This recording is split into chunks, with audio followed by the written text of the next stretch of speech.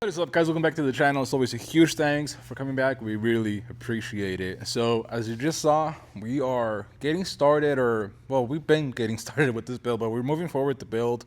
And the first thing we gotta address is obviously having the axle under the truck. This is a completely new suspension system that we're developing for the OBS trucks that's gonna allow you to, go 8+ inches of lift.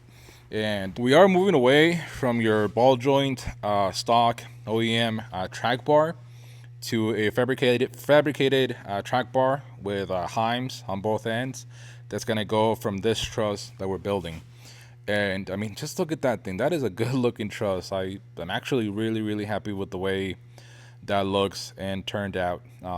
There are a couple tweaks that we're gonna have to make to it, but I needed a base to get started, with the design and everything, and to actually be able to throw the axle under the truck and again figure out what's gonna work, what's not, because there's a lot of things that I'm not sure on.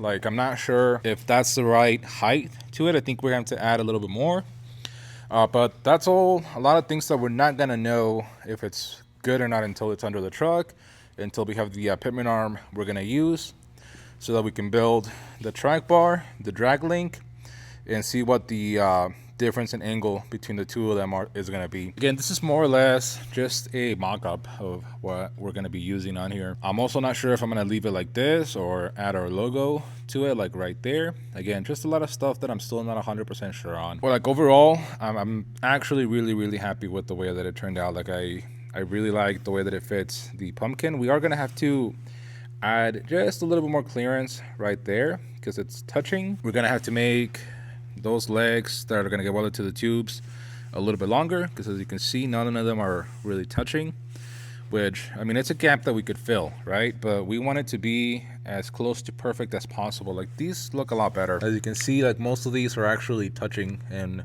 would be a lot easier to weld than that other side, because we're making these to sell to you guys. I don't want you struggling, with the weld that would look like that. It's just stuff that we're trying to figure out and make sure that everything fits the way we want it to. Another thing that I gotta figure out is if I'm gonna notch this or something, or add bends to it to clear that vent. So that's one more thing that I'm gonna have to figure out what I want to do to fix this. I'm kind of thinking if I would like to bend this to conform to this, but the problem is that the bends would be way too close together. So we would essentially need one bend going this way and another bend going that way, way too close together. And my tooling doesn't allow for that. If anything, we'll probably make a separate piece that will do one bend there, and then weld it to the truss right there to allow for that clearance. Because again, we want to keep everything as functional as possible. Even though most people with a big show sort of build don't really run that vent, I want to give you guys the option to be able to do it if you guys want to, because you really should have a vent on it. But again, I'm so excited for this.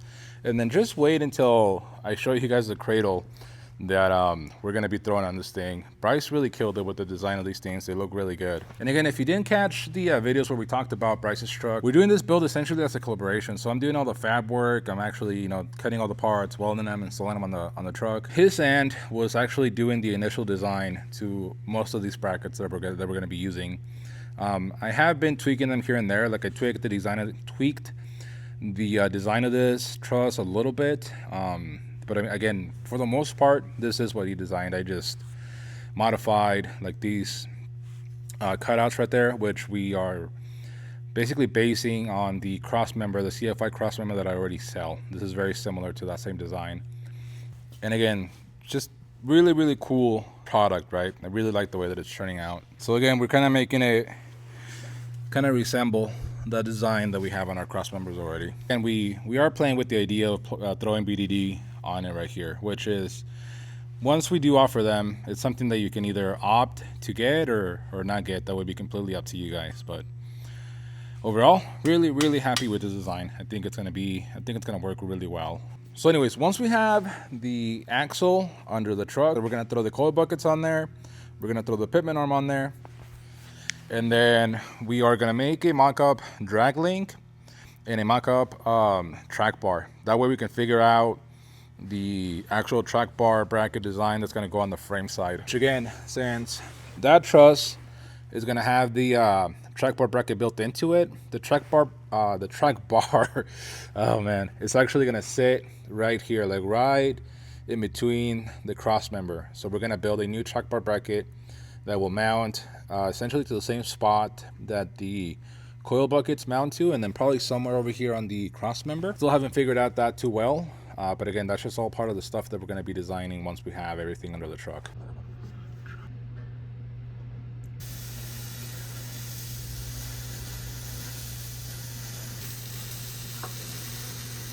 Alrighty guys, so we're back in the dungeon. But as you saw, we're moving forward with the build. We took a small break from it due to our Black Friday. Like you guys killed it. We're still slammed with work. I'm still in here because Jose is doing his thing, welding. But again, as you saw in that previous clip, we are scanning the front of this truck, basically to figure out what we want to do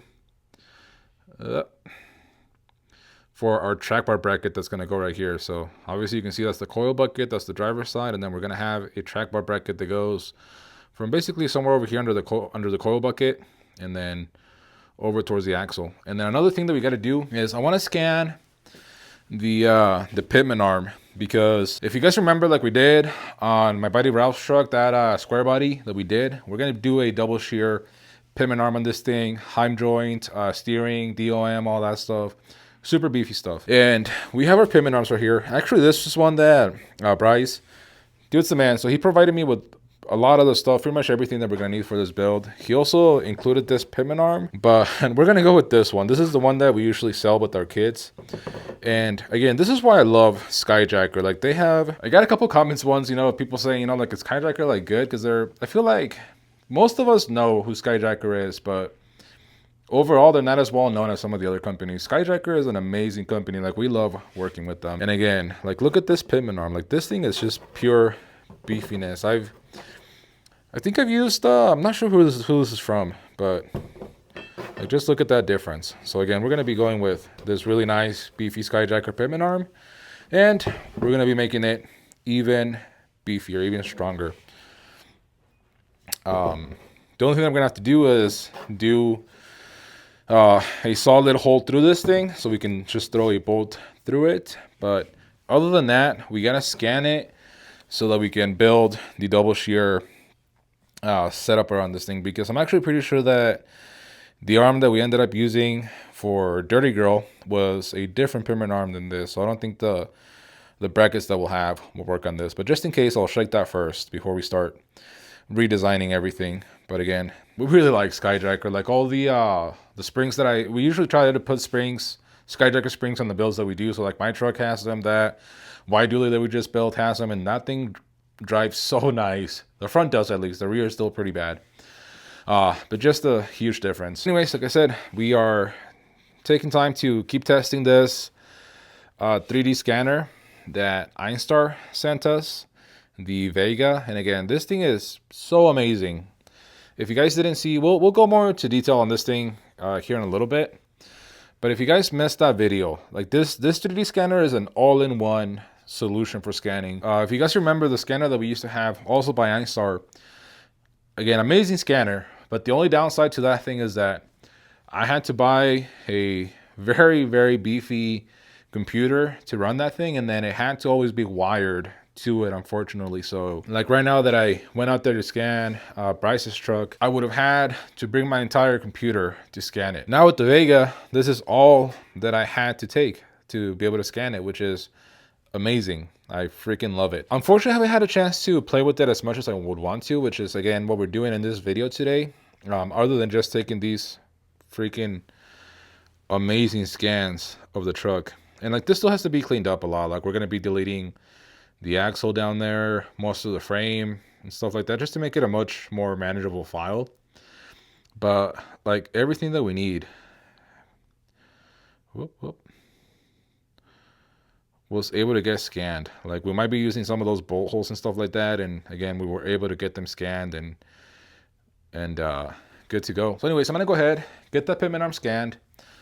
I'm pretty sure I'm not to spray it with my baby powder solution that I have to be able to pick it up, because scanners do not like black surfaces. But just as a test, we will try it out like that. And again, I'll check back up with you guys in a little bit once we have everything scanned. Actually, really quick before we go forward with this video, I want to say I'm really sorry for how long it's been taking us to get these orders out. We are on the home stretch. We should be able to have everything from Black Friday, Cyber Monday sale completely fulfilled in about 2 weeks. Well, by the time you guys see this video, should be about a week. And the main thing that was holding us up were the rear leaf spring hanger kits, and that's because we've already had a lot of them built. By the end of this coming week, we should have all of them built. But the main problem that was holding us back is that the bushings that we use and the sleeve that we use for the shackles was on back order. And today is Thursday as I'm recording right now. And everything should ship out by tomorrow, by Friday. And the company that I work with, they were able to send us out the sleeves to be able to at least get all this stuff welded. But we're still waiting on the actual bushing. That's the part that should be shipped out tomorrow. Most of the kits and everything should already be shipped out, and you guys should have already received it. But if you guys are missing the rear hanger kit, we should be able to start shipping them out like on Tuesday or Wednesday of this coming week. I'm hoping that this video goes live on Tuesday, so hopefully by today or tomorrow, you guys should be getting tracking numbers for your rear hanger kits. And again, I am so sorry, guys. We were not prepared for the amount of support that we got with this sale. Again, just a ginormous thank you, from me, from my family, from my team. We're so grateful. Like I've been saying, 2024 was an amazing year for us. I still can't believe where we're at. And thank you for your patience. Thank you for your support. Again, we are working super, super hard to get all of your orders out. And like I said, hopefully by the time you guys see this video, 1 more week from there, we'll have everything fulfilled and we'll be back to normal. Okay, guys, so we've got the pitman arm sprayed with our baby powder solution. So this is just baby powder mixed with rubbing alcohol. I think it's like, I don't know, it's less than half and half.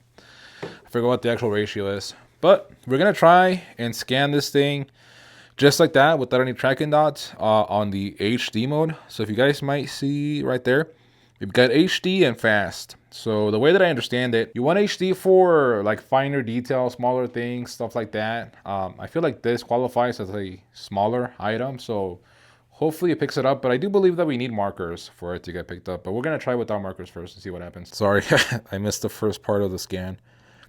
But, I mean, thus far it's actually doing pretty decent. I'm actually excited to try this mode, because I've actually haven't tried it before, since all we scan is these bigger trucks and stuff like that. So I'm excited to see what kind of detail we're gonna get out of this thing. And I actually have another item in mind that I want to scan that I think would be pretty fun in this HD mode that they call. So it is definitely having a little bit more trouble tracking it. But again, I'm pretty sure that's just because I don't have any of those tracking dots on this thing. Which, you really should, I think, for something like this. But honestly, I'm pretty surprised with how well it is doing. For like 1 being a darker item, and 2, like I said, not having any tracking dots or none of that stuff on it. Alrighty, guys, so as expected, we started doing the scan on that HD mode without any markers, and it was having a little bit of a difficult time picking it up. So as you can see, we put some markers on it, and honestly, this is actually way more than you would need. I'm actually going to take a few off. My son was in charge of doing the markers, and honestly, there was actually a method to the madness of why I told him to put them, because You want these things to be kind of randomly thrown on the object. And I know myself, and I usually put these like too, you know, not random enough, I guess. And as you can see, my son did a really good job at, putting a whole bunch of markers and doing it pretty random. So I'm just gonna take a few off, put a few where we might need them a little bit more. But this should do a lot better. All right, so I got this thing fired up. I'm gonna move you guys a little bit. And I can already tell that it's scanning a lot better. It's crazy how much easier. Oh, maybe I spoke too soon. Come on. Yeah, like this makes it way easier to scan. I'm telling you guys, I freaking love this scanner. Yeah, like this works so much better, guys.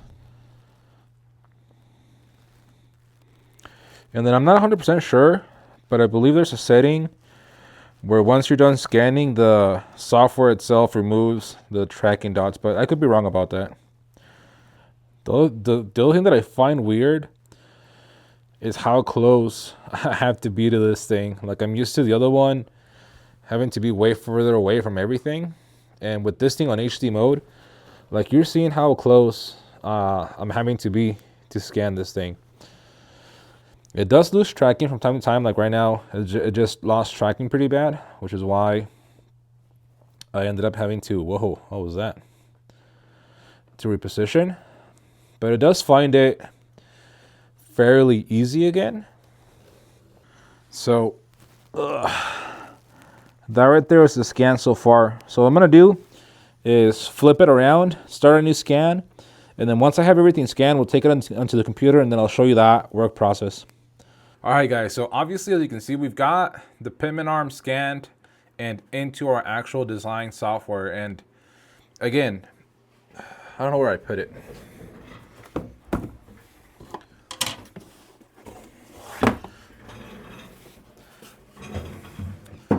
Okay, and again, we used the Einstar Vega to scan this pitman arm, and that's the results that we got from our scan. And like, that is super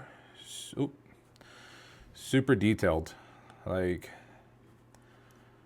I'm actually super happy with these results. Like, you can even, like, if you needed to, you could even count the splines in there. Like, how freaking cool is that? You can see every single individual spline. This one that looks like two together is because it's essentially two together. They're one of the locating splines that the steering box shaft and obviously the pitman arm have, so that is normal. They're not super detailed, like they're not sharp or anything. And there we lost some detail, but like, we don't need those. But I just want to show you like the amount of detail. Like, you can see little divots that are in the casting of the pitman arm like that. I mean, at least to me, it's pretty impressive. I don't know about you guys, but I'm very impressed by that. And again, we have a couple little mistakes here and there like that, but we honestly weren't too interested in that. We just needed the actual shape so that we could build all of this around it. So this right here is essentially our double shear pitman arm. And we do this for two things. One, to obviously make it a lot stronger, give it a lot more integrity, but we want that integrity because we're essentially doing away with the ball joint and the taper to it, and we're going with this. That's my son's art, by the way. So we're doing a Heim joint set up on this thing, and it'll obviously fit in here. So this Heim joint would fit in there, is basically what we're doing right here. And again, that will make the whole setup way stronger, and basically the proper way to do this, because I've seen people where they just run the bolt through the pitman arm, and that you really don't want to do that. What that does is it'll actually create a lot of leverage at this point right here. And with this hole not being tapered anymore, you're always going to have a little bit of play And over time, with the pitman arm moving back and forward and pushing on this rod, which it's not easy, especially because when someone does this, it's not because it's a normal setup. It's not a 33, 35, or even a 37. Like, you're running big wheels and tires. Doesn't matter if it's off-road or on-road. You're probably running a pretty substantial tire. So even like Bryce, he's got what, 24 by 16s on a 37, which I think we're going to be going up on the tire size. But regardless, it's a really hefty setup. Like, you saw his drag link, it was bent, which is why, we're upgrading to this much beefier setup with the DOM drag link with the Heim. And again, if you didn't double shear it like that and added this bottom support, eventually this would get wallowed out and this part of the pitman arm would fail. So by doing that, we're essentially adding extra support. We're adding extra support to the bottom of the pitman arm, which will add a second point of attachment to the bolt and keep it from wanting to tilt back and forward like this and wallowing out the top of the pitman arm. So again, it's a little bit of work, but I'm actually really pleased with the design and how it's looking. So we still got to test to make sure that everything can be built and it'll work properly like we want it to.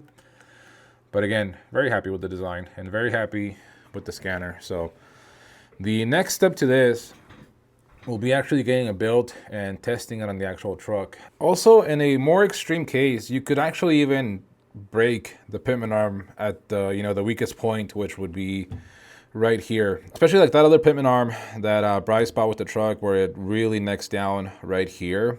If you just ran this setup, you could very easily break this entire portion of the pitman arm and not have any more steering, which would be pretty bad. So again, a setup like this is a really, really good idea. So and again, we did the same setup on Dirty Girl. So we're redoing it because we used a different pitman arm. I actually had a really hard time finding the proper pitman arm that would work with that gearbox, with everything that we were doing. So for this again is essentially the same pitman arm that we sell with our 47-inch kit, which again, I think it's super nice, beefy, and it's actually a little bit longer than your typical pitman arm, which in theory should give you a little bit more steering throw. I haven't tested it, but it should. So yeah, again, that's the reason why you really, really want to do this setup. If you're thinking about running a Heim on your steering, you don't want to just run it like this. Like, at least me, just seeing it, and ignore all the washers. That's just for mock-up. But like, just seeing this setup screams to me like that, will add a lot of force to this thing, right? So it's definitely a good idea. And again, especially if you have a big wheel and tire setup, 40s or something like Bryce is going to be running on his truck, you want this to be as strong as possible. So we're having a slight problem, so I'm going to go show you right now. A quick update on these things. Again, we are getting everything ready, prepped and ready to ship. We've got, we had my buddy Adrian go ahead and clean everything, and he's going to be, well, we're really close up, packaging everything tomorrow. And again, the only thing we're waiting on are the bushings for these shackles. And again, guys, we're really sorry for the delay on these things. I was constantly talking to my supplier, and apparently there was a pretty big back order. But again, we've got a shipping number already. They should be here, I think, Wednesday of this week. By the time this video goes live, they should be here on Wednesday. And as soon as they get here, the only thing we're gonna have to do is throw everything in little baggies, throw them in the box, because those should already be packaged up already too and ready to go. So it'll be literally just putting the bushings in the box, taping it up, and getting it out the door. So we are really, really hoping that by the end of this week or early next week, we have all the orders fulfilled. So again, guys, really, really sorry, and thank you so much for your patience. Now, the other problem we're having is with this, not even the Everlast. We had a little electrical issue. So as you can see, we melted the outlet, and essentially what happened is that on the power cord, one of the outlets came loose and was probably arcing or something with this prong, and it overheated that whole deal. So what we're gonna do is, since this machine can be run single phase or 3-phase, we're actually gonna switch it over to 3-phase, which should hopefully make it run a little bit more efficiently. So I have all my plugs, all my cable. All we're waiting on is the breaker. But yeah, we're gonna be rewiring this whole thing 3-phase, and hopefully that breaker should be delivered tomorrow. That's what the shipping says. So hopefully by tomorrow we'll have this thing up and running, and we should be able to cut out the last couple of hanger kits we're missing, which is exactly what we were cutting before it died on me. Telling you guys, owning a business, always an adventure. But yeah, I'm gonna go ahead, get all of this stuff fixed, and hopefully by the end of this video we'll get that stuff running. And by the way, update on the machine. I do want to say that on the last video when I was talking about this thing, I think I was a little bit harsh to it. I did mention by the end of the video that it's a great machine, and I still say that, especially because I got this thing under $6,000. I got it during their Black Friday sale, and for that, like, this is an amazing machine. It actually cuts cleaner than that other machine. Like, it's the holes are, you know, more round shaped. Everything is a lot smoother, cleaner. I'm really happy with it, and I'm really happy with their customer support. One of the last problems that I was actually having with this table, I actually fixed it all on my own, not even with the customer support or anything, but this axis kept binding. I could get it sort of tuned to where it wouldn't, but like every morning or stuff like that, it would bind, and I couldn't get it just right. And I could tell that it had kind of it was kind of bound up a little bit. And I finally said, you know, screw it. I went ahead and loosened up everything again, readjusted it, and I just couldn't get it adjusted. No matter how hard I tried, the bearings on this side kept wanting to be shifted out. And I loosened, like I said, when I said that I loosened everything on here, I loosened everything, and I still couldn't get it just right. Like I could even get it to where, because it has adjustments right here too, so I could really tell that that this screw wanted to be tilted out that way for that to be right, but it didn't make sense. So what I ended up figuring out is that at the factory, I don't think they put this motor and this bracket squared up to this part properly. So what I did is I loosened up all of these bolts, and as soon as it loosened up, it basically snapped right into place. And then where I liked it, I went ahead and retightened them, and ever since then it's been running fine, fingers crossed. And again, this is a part that they don't tell you in their instructions that you got to fix. So again, that's a procedure that then in their instructions, at least I didn't see that you had to check or adjust. They tell you how to adjust all of these bearings and all the preloads over here, but nothing for this. And again, that was pretty bound up. Again, like I said, as soon as I loosened all that up, it literally snapped right into place. And right where it was at, that's where I tightened it, and everything's been running fine. So pretty happy with it. But yeah, I'm gonna go ahead, jump on that, get it all wired up, and like I said, hopefully tomorrow we'll get that breaker in and get everything back up and running. Alrighty guys, so we've got both ends mostly all wired up. We've got that plug fully done. We've got this all wired up. The only thing we're waiting on is that breaker so that we can finish wiring up all of this up to the panel, and this should hopefully be good to go. Another thing, pretty sure that I mentioned it already, but lung mirror systems support is awesome, at least on the XR. I believe that on the XR they give it more priority, or they have their own team for that or something like that, but they're awesome. I've had, like I said, 3 problems. I fixed that one all on my own, but one of these rail plates, like I said, it kind of just broke on us. And then that little computer kept randomly just shutting off. So that, I sent them a ticket and a picture with the problem. They responded, I think within a few hours, and sent me out the new plate, which we installed. Nice and crack free. Hopefully it stays like that, because again, that one we installed it, and then the next day we came back and it was cracked. But I think this one will be good. So we installed it, we retorqued everything, and that's doing good. The computer, again, we went through a whole troubleshooting process that actually lasted a couple of days, mostly on my part, because I wanted to be sure that it was that. So basically what they had me do was Like I said, this thing was just randomly dying, especially if the computer wasn't doing anything. And no, it wasn't going to sleep or shutting down. We had all of that, all of those settings turned off. It was just randomly turned off sometimes. Sometimes even when it was cutting, but mostly if it was just idling right there. They thought that it might be interference or stuff like that, but I highly doubted it. So what we ended up doing was downloading that software back onto my laptop. We had it hooked up to the laptop for the entire weekend.